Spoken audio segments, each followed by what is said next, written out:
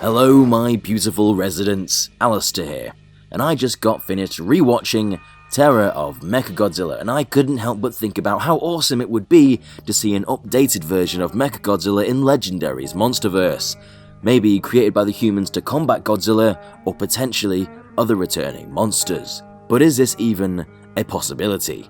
Let's talk about why it probably won't happen.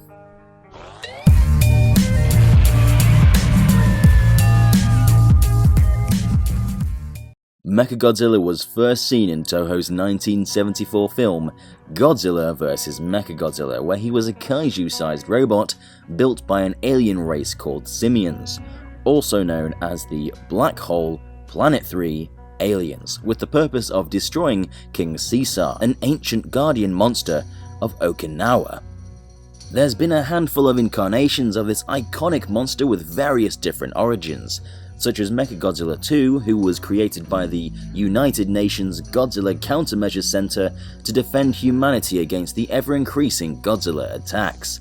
Then there's MechaGodzilla 3, more commonly known as Kiryu, which probably has the most badass origin out the lot, being built by the Japanese Xenomorph Self-Defense Force around the skeleton of the original Gojira that was killed by the Oxygen Destroyer in 1954.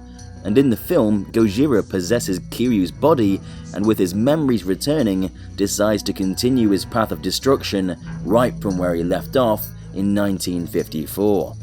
There's even a cameo of MechaGodzilla in Ready Player One, which seems to have a slight resemblance to that of Legendary's Godzilla.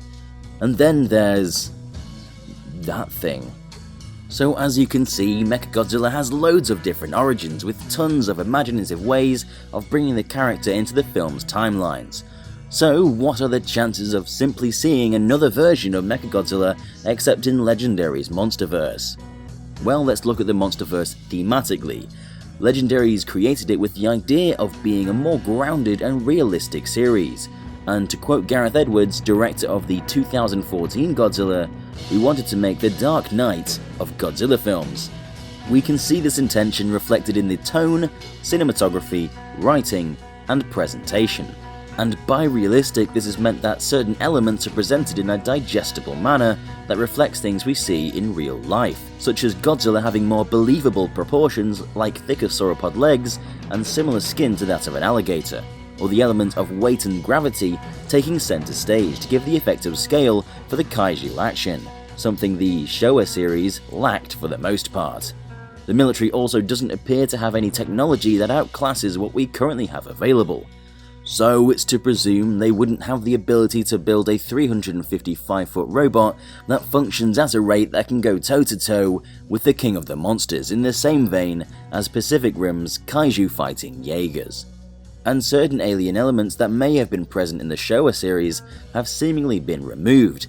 King Ghidorah in King of the Monsters appears to be merely an ancient titan with a similar backstory to Godzilla, not from outer space, so it's doubtful we'll see a MechaGodzilla with alien origins. There's just no way in the universe presented by Legendary that a MechaGodzilla would be possible and plausible enough that our suspension of disbelief remains intact.